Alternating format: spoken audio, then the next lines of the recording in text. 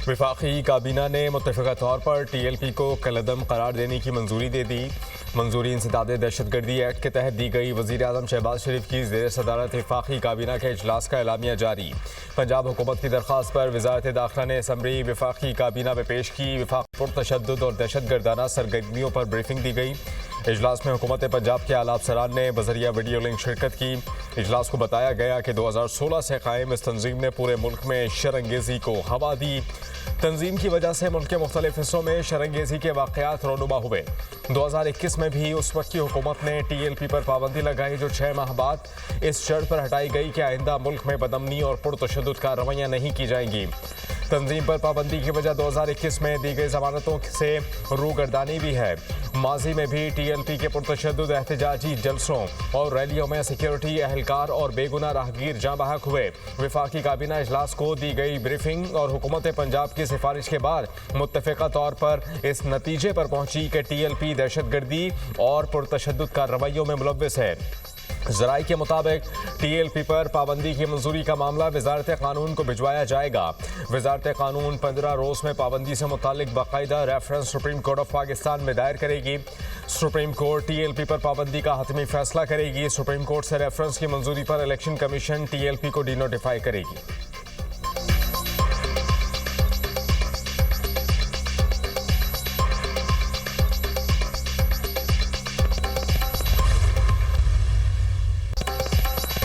वज़ीर अदालत पंजाब ने वफाकी हुकूमत का फैसला खुशाइंद करार दे दिया। दुनिया न्यूज़ से खुसूसी गुफ्तगू करते हुए अज़मा बुखारी ने कहा कि इंतशार फैलाने वाले माइंड सेट के लिए ये एक पैगाम है।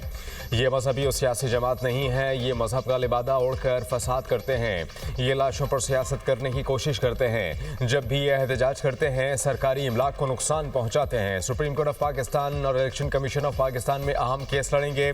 हमारा केस बहुत मजबूत है। इनका सारा ट्रैक रिकॉर्ड पेश करेंगे। इनको बैरून मुल्क से भी पैसे आ रहे थे, जिसका कोई रिकॉर्ड नहीं है। अभी तो बहुत सारे मनी लॉन्ड्रिंग के केसेस बनने हैं। इंतशार पसंद टोले को फाइनेंस करने वाले 45 लोगों को भी गिरफ्तार किया गया है।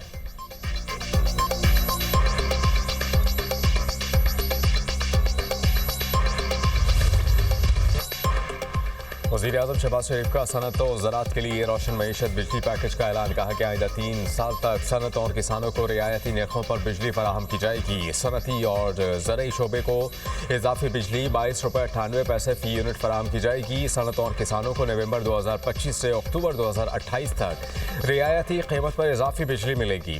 सनती शोबे को 34 रुपये और ज़रई शोबे को 38 रुपये पर मिलने वाले यूनिट की कीमत कम करके इजाफी यूनिट फराहम किए जाएंगे। रोशन मईशत बिजली पैकेज के तहत फराहम की जाने वाली बिजली का बोझ घरेलू सार्फिन या कोई दूसरा शोबा नहीं उठाएगा। गुज़श्ता बरस पैकेज के तहत सनती और ज़रई शोबे ने 410 गीगावाट इजाफी बिजली इस्तेमाल की, जिसकी बदौलत सनतों का पहिया चला, बरामदात में इजाफा हुआ, रोजगार के मौके पैदा हुए। सनत और ज़राअत के शोबे तरक्की करेंगे तो मुल्क को कर्जों से निजात मिलेगी। सनत और ज़राअत की तरक्की से मईशत और रोजगार मुस्तहकम होगा। वज़ीर आज़म से सनती और ज़रई शोबे के माहिरीन और कारोबारी बरादरी के वफ्द ने मुलाकात की।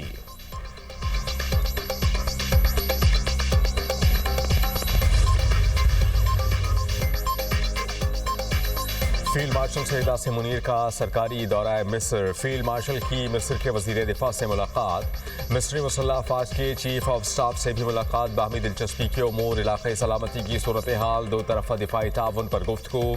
फील्ड मार्शल सईद आसिम मुनीर ने कहा कि मिस्र बरादर इस्लामी मुल्क है। दोनों ममालिक का ताउन खित्ते में अमन व इस्तेहकाम के लिए बहुत अहम है। दोनों ममालिक के माबैन ताउन से दोनों ममालिक के अवाम मुस्तफ़ीद होंगे। मिस्री वज़ारत दिफा पहुँचने पर फील्ड मार्शल का गर्मजोशी से इस्तकबाल, गार्ड ऑफ ऑनर पेश किया। फील्ड मार्शल ने गुमनाम सिपाहियों की यादगार सदर मोहम्मद अनवारुल सादात के मज़ार पर फूल चढ़ाए। फील्ड मार्शल की जामिअतुल अज़हर के इमाम आज़म शेख अहमद अल तैयब से भी मुलाकात हुई। मुस्लिम उम्मा को दरपेश चैलेंजेस और इंतहा पसंदाना नज़रियात के खात्मे पर गुफ्तगू। इमाम आज़म ने मुस्लिम उम्मा के दरपेश मसाइल पर रोशनी डाली, इंतहा पसंद नज़रियात के खात्मे पर जोर दिया। दौरे का मकसद अस्करी ताउन और दिफा इश्तराक को मज़ीद मजबूत और फ़रोग़ देना है। ISPR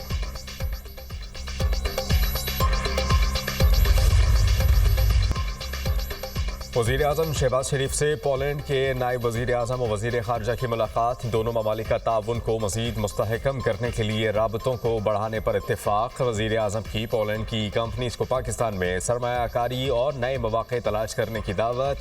तिजारत, तवानाई, दिफा, तालीम और दीगर शोबों में ताउन को मज़ीद वसअत देने की ख्वाहिश का इज़हार। मशरिक़ वस्ता और यूक्रेन में अमन कोशिशों समेत इलाक़ाई और बैनुल-अक़वामी पेशरफ्त पर भी तबादला ख़याल। वज़ीर आज़म का मुज़ाकरात और सिफारतकारी के ज़रिए तनाज़ुआत के पुरअमन हल की अहमियत पर जोर। ताल्लुकात को मज़ीद गहरा करने में भरपूर दिलचस्पी का इज़हार। इलाक़ाई अमन और इस्तेहकाम के फ़रोग़ में पाकिस्तान के किरदार को सराहा।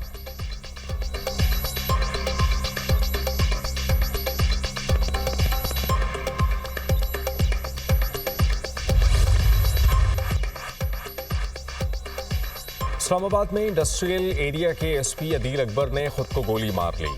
अदील अकबर को पिम्स अस्पताल मुंतकिल किया गया मगर वो जाबर ना हो सके। पोस्टमार्टम मुकम्मल। एसपी के ऑपरेटर मुजम्मिल शाह को हिरासत में ले लिया। वाक़या रेड जोन में पेश आया। अदील अकबर इस्लामाबाद पुलिस में बतौर एसपी I9 तैनात थे। वाक़े की तहकीकात के लिए 3 DIGs पर मुश्तमिल आला सतही तहकीकाती टीम कायम। DIG safe city, DIG operation, DIG security team में शामिल। एसपी अदील अकबर की नमाज जनाजा पुलिस लाइन्स में अदा कर दी गई।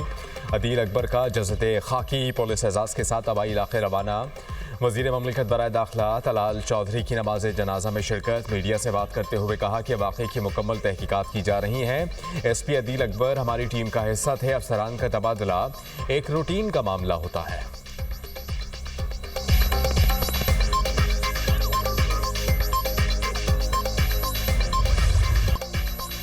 मोदी की आसियान समिट में गैर हाजिरी सिफारती शर्मिंदगी या सियासी मजबूरी। मोदी हुकूमत को आलमी फोरम्स पर एतमाद के बहरान का सामना। मार्काए हक में शिकस्त के बाद से सिफारती नाकामियां मोदी हुकूमत के गले का हार बन गईं। यही वजह है भारतीय वज़ीर आज़म मलेशिया के दौरा नहीं करेंगे, जबकि रॉयटर्स के मुताबिक मोदी आसियान समिट में ऑनलाइन शिरकत करेंगे। मोदी की अमरीकी सदर से मुमकिना मुलाकात के इम्कान ख़त्म हो गए। मोदी ने अपनी गैर हाजिरी की वजह दिवाली की तातीलात को करार दिया। मुबस्सरीन ने कहा कि मोदी अब वर्चुअल पर्दे के पीछे छुपने पर मजबूर हो चुका है।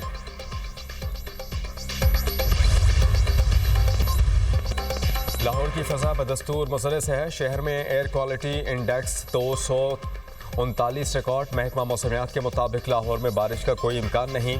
तिब्बी माहिरीन की शहरियों को मास्क के इस्तेमाल और एहतियाती तदाबीर पर अमल की हिदायत। मौजूदा मुस्तहकम और खुश्क मौसमी हालात स्मॉग के लिए साजगार करार। मुल्क के बड़े शहरों में स्मॉग की शिद्दत में तशवीशनाक हद तक इजाफे का खदशा। आलूदगी की सूरत हाल इंसानी सेहत के लिए ख़तरनाक साबित हो सकती है। बूढ़े और बीमार अफराद ज़्यादा खतरे की ज़द में होंगे। एडवाइजरी जारी कर दी गई।